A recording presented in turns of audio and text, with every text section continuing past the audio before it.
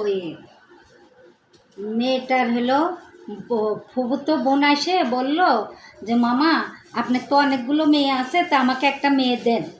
তো তখন সে মেয়েটার বাবা বলল যে দেখো আমি মেয়ে দেব ঠিক আছে, কিন্তু আমার মেয়েকে কি লেখাপড়া শেখাবো? বললো হ্যাঁ মামা অবশ্যই শেখাবো, আমার 5টাই ছেলে, হ্যাঁ আমি অবশ্যই লেখাপড়া শেখাবো, ওকে মানুষের মতন মানুষ গড়ে তুলবো। তারপরে ওই মেয়েটার নাম ছিল চন্দনা। তে ওই চন্দনাকে দিয়ে দিল। তার ফুফুতো বোন চন্দনাকে নিয়ে ঠাকুরগাঁয়ে চলে গেল। তারপরে ঠাকুরগাঁয়ে চন্দনার জীবন কাটতে লাগলো। হ্যাঁ, নানান কাজ কাম করে সংসারের, ছোট, বেশি বয়স না। তো ওকে খাতেও দিত না ঠিক মতন, খাবারও দিত না। মাংস রান্না করলে মাংস দিত না, মাছ রান্না করলে মাছ দিত না, শুধু ডাল ভাত দিত, সবজি দিত, এগুলো দিত। তে ও পিড়াই দেখে ওরা ঘি দিয়ে ভাত খায়। তো এখন ওই মেয়েটা আর জানে না, সে চন্দনা জানে না যে কি দিয়ে ঘি কীভাবে খেতে হয়। তো চন্দনা পান্তা ভাত দিয়ে ঘি খাওয়ার জন্য 1 কাপ ঘি সরাইতে হয়েছে। 1 কাপ ঘি পানির ঘরার পাড়ে রেখে দিয়েছে ঢেকে, যে পান্তা ভাত দিয়ে খাবে। তারপরে চন্দনার ফুফুতো বোন রান্না করতে যায়, দেখছে ঘরার মুখে ওই কাপে ঘি ঢাকা। বলে এই চন্দনা এখানে ঘি ঢাকা কেন? তো বললে কি যে আমি হলো পান্তা ভাত দিয়ে খাবো। বললো শোন এদিকে আয়, কুকুরের পেটে ঘি মজে কোনো দিন? কোনোদিন ঘি খাইছিস? আয়, তোকে আমি ঠিক করে আজকে শেষ খাওয়াবো ঘি, আয়। বলে চন্দনার ফুফুতো বোন কী করলো, একটা কুচ্চ মুরগি ডিমের পাড়ে বসেছিল, সে ওর ডিমের পাড় থেকে উঠাইয়া ওই বাইরে ছেড়ে দিয়ে দিল। ওই কুচ্চ মুরগি অনেক পায়খানা করলে তখন ওই চন্দনার বোন বলল যে এই গু খা। হ্যাঁ, তো তখন চন্দনা ভয়ে মানে খাচ্ছে না, ঘৃণা, তবু খুব মারতেছিল, বড় নাকুর দিয়ে চন্দনাকে মারতেছিল। চন্দনা তখন ওই মারের ভয়ে ওই মুরগির গু চন্দনা তখন খায়। চন্দনা যখন খাইয়ে তারপরে গুণ করতেছিল চন্দনাকে তখন সেই মারল। চন্দনার প্রচুর মারল। হ্যাঁ, যে তুই ঘি চুরি করে বললো যে তোকে শেষ খাওয়ানো বলে অনেক মারধর করলো। মারধর করার পরে ওর গায়ে খুব ঘন্টা 2 পরে খুব জ্বর এসে গেল। জ্বর আসলে তখন বলছে তোকে আর রাখবো না, আমি তোর মা বাপে খবর দেবো, এসে নিয়ে যাবে, আমি তোকে আর রাখবো না। তখন চন্দনা করছে আল্লাহ আমাকে যে মারেছে আরও মারুক প্রয়োজনে, তবু তো আমি বাড়ি চলে যেতে পারবো। তারপরে চন্দনাকে আর বাড়িতে পাঠালো না। চন্দনা সুস্থ হয়ে আবার চন্দনা সংসারের কাজকাম আবার সব করে। চন্দনার একদিন হঠাৎ করে জ্বরের মাতালে প্রসাব ফেলেছে। চন্দনাকে বিছানায় প্রসাব ফিরত। চন্দনার বয়স বেশি ছিল না, 8 থেকে 9 বছর ছিল বয়স। চন্দনার বয়স বেশি ছিল না। চন্দনা বিছানায় প্রসাব ফিরত বলে চন্দনাকে একটা বস্তা দিত, এই বস্তা পেরে দিত, বস্তার পাড়ে শুয়ে প্রসাব ফেলে প্রসাবের ভিতরে শুয়ে থাকতো। সকালে উঠে চন্দনা ওই বস্তা ধুয়ে গোসল করত। প্রসাবের জন্য খুব মারধর করত। তো একদিন চন্দনাকে বলল দাঁড়া, তোকে আজকে শেষ, তুই কিভাবে প্রসাব ফিরিস তাই আমি দেখব। বলে চন্দ্রকন্যাকে বলছে বেলেট হাতে দিয়ে চন্দ্রকন্যাকে খুব মারচা বচাই, তুই পেশাব ফিরিস, তোর শরীর কেটে ফেল, কাট। তখন চন্দনা জানের ভয়ে, মার খাওয়ার ভয়ে শরীর কাটলো। শরীর কাটার পরে চন্দনার খুব হলো মানে অনেক জ্বর এসে গেল, গায়ে অনেক জ্বর এসে গেল, ব্যথা বিষে। চন্দনা আবারও পরদিন আবার বিছানায় পেশাব ফেললে তখন মনে করছে আমাকে তো আবার মারধর করবে। তখন চন্দনা ওই বস্তাটা নিয়ে যায় চিপলে পারে, তখন ওই প্রসাবটা গড়ে ওই চালের বস্তা থোয়া ছিল, বস্তাতে চলে গেছে প্রসাব বস্তাতে চলে গেলে তখন ওইটা ওই চন্দনার হলো ফুফুতো ভাই দেখে ফেলার পরে তখন চন্দনা ভয় লেগে গেল। তখন দেখে ফেলা দিয়ে তখন চন্দনার ওই ফুফুতো ভাই ওর বোনকে ডেকে বলছে বোন, বুবু ওঠো, দেখো হ্যাঁ আজকে চন্দনা কি করছে দেখো, পোশাক ফেটছে, এই বস্তা চিচ্ছে, বস্তায় পিসাব চালে চলে গেছে। তখন চন্দনার বোন, ও ফুফুতো বোন উঠলো, উঠে ফুফুতো ভাই উঠে ওই ফ্যান যে টাঙায় ওই ফ্যানের বিমের সাথে চন্দনাকে টেবিল টেনে ওকে উঁচু করে হাত বাঁধলো, শক্ত করে হাত বাঁধে ও ঝুলাইয়ে মার শুরু করলো রাত 3টের দিকে। এদিক থেকে ওর ফুফুতো ভাইও মারে, ওইদিকে যে ঝুলে যায় তখন ফুফুতো বোন মারে। মারার পরে তখন খুব যন্ত্রণা, খুব ছটফট করছে। তবু ওরা মায়ের যখন পাশের বাড়ির থেকে বলছে, এত রাত্রি আপা আপা আপনাদের বাসায় এত কে চিল্লাচ্ছে, এত হচ্ছে কেন? তখন ওরা বলছে যে আমাদের হলো কাজের মেয়েটার খুব জ্বর আইছে, আমাদের কাজের মেয়েটা অসুস্থ, তো তাই ঘুমাতে পারছে না, মানে খুব কষ্ট পাচ্ছে। তার পাশের বাড়ির থেকে তখন বলছে, ওরা তো বলছে আমাদের কাজের মেয়েটার খুব অসুস্থ ওই জন্যে এরকম হচ্ছে। হ্যাঁ, তে তে তখন মেয়েটা যাই হোক খুব কষ্ট পেয়েছে, অনেক কষ্ট পাইছে, ওর জীবনের ইতিহাস। হ্যাঁ, এটা একদম বাস্তব ঘটনা। হ্যাঁ, এগুলো আমরা চোখে, মানে আমি নিজে দেখছি, নিজে জানছি, নিজে শুনছি। হ্যাঁ, হলো তারপরে মেয়েটাকে আবার রাত্রিবেলা যখন ভোর ফজরের আজান পড়ছে তখন মেয়েটার মায়ের বন্ধ হয়েছে, মেয়েটা একদম অসুস্থ হয়ে গেছে। তখন ওরা ভয়ে ডাক্তারের কাছেও নিচ্ছে না, হসপিটালও নিচ্ছে না, মেয়েটা মরার মতন। তখন মেয়েটার মনে মনে সবাই যখন কবুলা করছে, মেয়ে চন্দনার ফুফুতো ভাই বোন বলছে যে যদি বাই চান্স মারা যায় কি হবে। তখন হলো ওই দুলাভাইটা, চন্দনার দুলাভাইটা খুব ভালো ছিল। হ্যাঁ, উনি বলছে, কারণ চন্দনার দুলাভাই ফুফুতো দুলাভাই তো এতিম ছিল। হ্যাঁ, ফুফুতো বোনকে বিয়ে করেছিল, এতিম ছিল, ওনারও কেউ ছিল না, উনি খুব নরম ছিল। হ্যাঁ, বলছে দেখো এইরকম মারো না ওকে।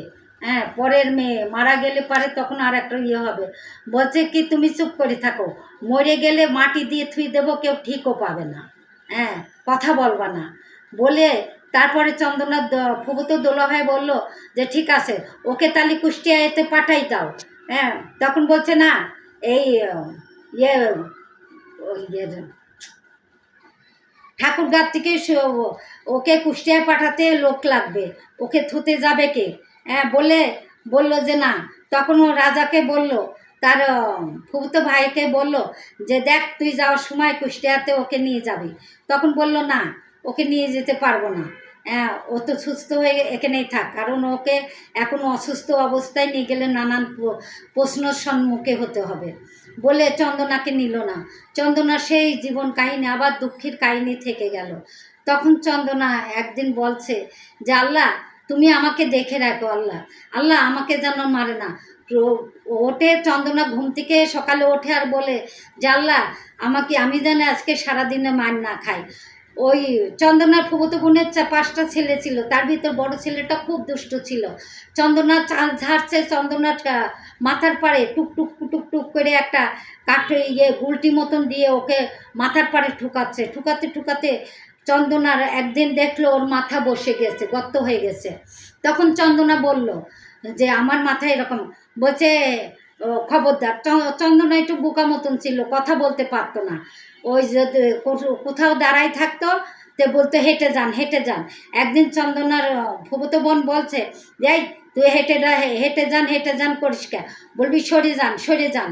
তা আমি একদিন টুটু ওর চন্দনার ফুফুতো বোনের বড় ছেলে একদিন ইচ্ছা করে পেনির ঢাকনার পার দাঁড়িয়ে আছে, আর ফুফুতো বোন বলছে এই চন্দনা পেনির ঢাকনাটা নিয়ে আয়। তখন পেনির ঢাকনাটা নিয়ে আসতে পারছে না, তখন বলছে যে এই তখন চন্দনা বলছে হেঁটে যান, সসম্যানের ঢাকনা নেব। তখন বলছে যে হেঁটেন সসম্যানের ঢাকনা। আমি তখন ও বলছে, তখন ও হলো চন্দনা বলছে হেঁটেন সসম্যানের ঢাকনা বলছে। তখন ওর মা আসে ওর কানটা ধরে, চন্দনার কানটা ধরে দুটো থাপ্পড় মারে ওই ঢাকনাটা নিয়ে গেল। কিন্তু চন্দনা শুধু কাঁদতো, কখনো মা বাপের দেখতে পারতো না, ভাই বোনের দেখতে পারতো না, খুব অসহায় ছিল চন্দনা, দেখতেই পারতো না। একদিন চন্দনা কইলো যে আমি কি করবো এই জীবন নিয়ে। তখন চন্দনা বাধ্য হইল পালাই যেতে। তখন চন্দনা একদিন সুযোগ পেয়ে পালাই গেল। যখন চন্দনা হাঁটছে হাঁটছে হাঁটছে, চন্দনার কাছে কোনো টাকা পয়সা কিচ্ছু নাই। চন্দনা তখন পথ দিয়ে হেঁটেই যাচ্ছে হাঁটতে হাঁটতে হাঁটতে একজনার যাই হোক যেভাবেই হোক ওই চন্দনা যেভাবেই হোক একবার বাড়িতে চলে আসলো, যেভাবেই হোক লোক মাধ্যমে হোক চলে আসলে চন্দনার মা বাবা বলল তো কি খাবি কি করবি। ওরা আবার খুব করে চন্দনার বোনরা বুঝালো, বোঝা টুজা চন্দনাকে আবার নিয়ে চলে গেল। চন্দনা আবার চলে গেল। চন্দনাকে শুধু মারধর করতো। আর চন্দনার গায়ে যে কত দাগ, মায়ের চোখে মুখে সারা মুখটা কাটা ছিঁড়া দাগ, মাথা ফাটানোর দাগ অনেক। তারপরে চন্দনা মাকে বলল, বাবাকে বলল যে আমার তো এরকম খুব অত্যাচার করলো। তো তখন চন্দনার অসহায় বাবা মা বলল যে কি করবি, কিচ্ছু উপায় নাই, কারণ তোকে তো খাওয়াতে পারবো না। হ্যাঁ বলল। তারপরে চন্দনা চলে গেল। চন্দনাকে প্রথম নিয়ে যায়, খুব আদর করে যত্ন করে, কিন্তু তারপরে চন্দনার সাথে আবার সেই খারাপ ব্যবহার হয়ে যায়। ওই চন্দনার সামনে ওরা দুধ দিয়ে মুড়ি দিয়ে সবাই খায়। চন্দনা তাকা দেখে, চন্দনার খেতে মন চায়।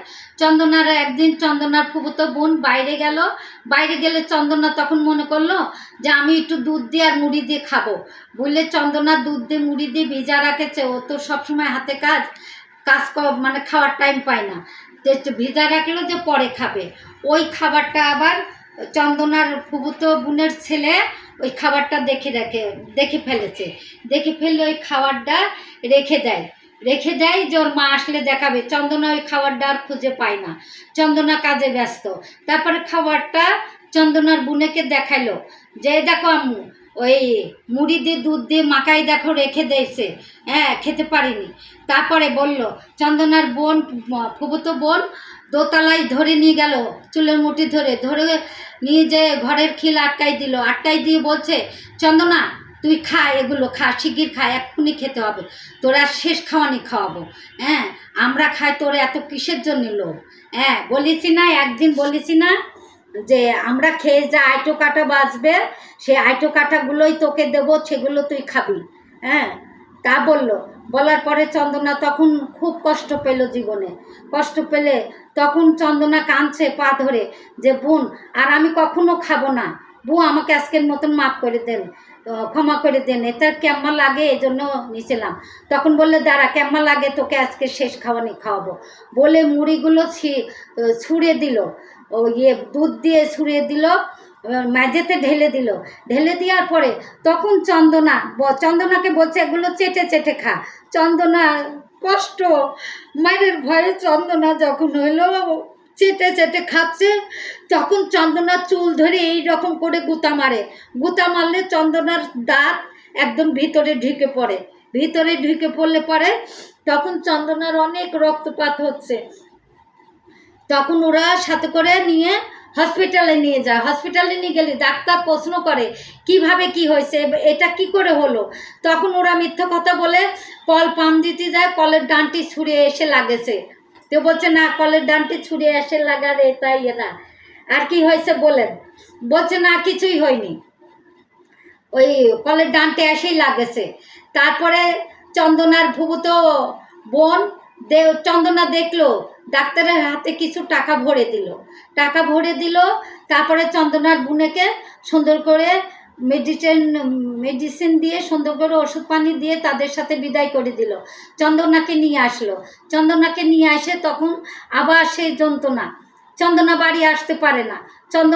তারপরে ওরা যখন চন্দনার বোনরা যখন আবার ফের ঠাকুরগাঁও থেকে দিনাজপুর বদলি হলে দিনাজপুরে আবার চন্দনা ওদের সাথেই আসলো। তখন চন্দনার 10 বছর বয়স, আসলো সাথে আসার পরে সেই শীত কঠিন শীত, ওই শীতের ভিতরে চন্দনাকে মাছ কুটতে দেয়। সেই মাছ ওই কই মাছ শীতে কুটতে পারে না। শুরু করবো। তারপরে চন্দনা খুব শীতে কষ্ট করে, কষ্ট করলে সে কাঁটা দেয় না শুতে, পিসাব ফেরে, চন্দনা পিসাব ফেরে বলে একটা বস্তা দেয়, ওই বস্তার ভিতরেও চন্দনা পাটা গুছা টুসা নিয়ে ওই বস্তাটার ভিতর ঢুকে চন্দনা শুয়ে থাকে। চন্দনার এইভাবে জীবন কাটে। তারপরে চন্দনা একদিন বলছে, নিজে আল্লাহর কাছে প্রশ্ন করছে যে আল্লাহ, এই পৃথিবীতে পাঠাইছো, আমার মা বাপ নাই, আমার কেউ নাই, মা বাপ থেকেও নাই। তো একদিন চন্দনা একজন গরিব মানুষের 1 পোয়া চাল দিয়েছিল, 1 পোয়া চাল দিয়েছিল, সে চাল দিয়াটা দেখে নিয়েছিল, দেখে ফেললে ফুফুতো বোনের ছেলে দেখে ফেললে তখন বলছে ওই খড়িগুলো তোল। তখন খড়ি তুলছে, এই দরজার থেকে ও মারছে, ওই দরজার থেকে ও মারছে। তখন চন্দনা মনে করছে কি আর করবো এই জীবন রেখে, যাক আমি মারাই যাই বুঝলে। চন্দনা খড়ি তোলা শেষ হয়ে গেলে চন্দনা একতলা ছাদের থেকে চন্দনা ঝাঁপ মারলেও চন্দনা মারা যায়নি। চন্দনাকে নিয়ে আসে, ঘরে নিয়ে আসে, লাস্ট অত রাত্রি কোনো ইঞ্জেকশন কোনো ডাক্তার পায়নি, পাশে পশু ডাক্তার ছিল, তার পশু ডাক্তারের ডাকি নিয়ে আসে ওই পশুরই ইঞ্জেকশন পুশ করেছে গায়ে। তারপরে ওই পশু ডাক্তারই পরে ওদের বুঝাইছে যে এরকম পরের মেয়েটা এনে এরকম আপনাদের নামে তো কেস হয়ে যাবে। হ্যাঁ, তখন ওরা বলছে কেস হলে হবে। হ্যাঁ, চন্দনার বোনরা অনেক বড় লোক ছিল, ওই আর চন্দনারা ছিল গরিব, এই জন্য এখানেই তফাৎ। অনেক কষ্ট মানে অনেক কষ্ট। চন্দনা ম্যাচ ধরতে পারতো না, ম্যাচে আগুন ধরাতে গেলে ম্যাচটা হাতের থেকে পড়ে যেত। বলল যে আয় তোকে ম্যাচ ধরানোর শিখা দিই বলে ম্যাচটা জ্বালা চন্দনার হাতে ধরে রাখলো। চন্দনার হাত পুড়ে গেল, পুড়ে ঘা হয়ে গেল। তারপরে ছাগলের দড়ি বাঁধতে পারতো না, ছাগলের দড়ি মারি বাঁধা শিখাইতো। তারপর দুধ খাতো প্রতিদিন তারা দুধ খায়, ওকে দেয় না, দুধের স্বর খায়। একদিন চন্দনা মনে করলো দেখি তো দুধের স্বর কেমন স্বাদ লাগে, দেখি তুই মজা বলে চন্দনা দুধের স্বর তুলে খাইছে। দুধের স্বর খাইলে পারে টের পাই যায় দুধের স্বর কী হলো। চন্দনা বললো বোন আমি খাইছি, আমার খুব খেতে মন করে। কেন তুই খেয়েছিস কেন? হ্যাঁ বললে চন্দনাকে ডাকি নিয়ে যায় শিলের পারে, পাটার পারে হাতটা থুয়ে শিল দিয়ে চন্দনার মধ্যে আঙুলটা ফাটিয়ে দিলে পারে তারপরে ও যন্ত্রণায় ব্যথা ভোগ করে। চন্দনার মা যায়, চন্দনার ফুবু যায়, ও চন্দনা আসার জন্য খুব কান্নাকাটি করে, চন্দনাকে নিয়ে আসতে পারে না, শুধু গরিব বলে আনতে পারে না যে আমার মেয়েকে নিয়ে আসে কি খাওয়াবো, মায়ের খাক গাল খাক, তা তো দুটো খাইয়ে জানে বাইসে আছে। খুব অত্যাচার করে কিন্তু মেয়েটা বেঁচেই ছিল, এখনও হয়তো বেঁচে আছে মেয়েটা। হ্যাঁ, সেও ছেলেপেলের মা হয়েছে, কিন্তু আল্লাহ তাকে অনেক সুখে রাখেছে। সে এখন অনেক সুখে আছে, অনেক শান্তিতে আছে। তার ছেলেপেলে তাকে অনেক শান্তিতে রাখেছে। সে একদিন কষ্ট করেছে, কিন্তু তার সন্তানরা তার মাকে অনেক ভালো রাখেছে, অনেক শান্তিতে রাখেছে, অনেক সুখে রাখেছে সন্তানরা। সে চন্দনা 4টে মেয়ে আর 2টো ছেলে এখন বর্তমান অনেক ভালো রাখেছে। আসসালামু আলাইকুম। আমার এই ভিডিওটা যদি আপনাদের ভালো লাগে, এটি সত্যিকারের ঘটনা, বাস্তব ঘটনা জীবনের, যদি আপনাদের ভালো লাগে আপনারা তাহলে চ্যালেঞ্জটা করবেন, বা আমি তো বলতে পারছি না, আপনারা কি করতে হয় সেটা করবেন। আপনারা লাইক করবেন, শেয়ার করবেন, কমেন্ট করবেন। হ্যাঁ, এটা সত্যির বাস্তব ঘটনা। ভালো লেগে থাকে, যদি আপনাদের ভালো লেগে থাকে তাহলে আপনারা কমেন্ট করবেন, শেয়ার করবেন, আপনাদের যদি ভালো লেগে থাকে। আসসালামু আলাইকুম।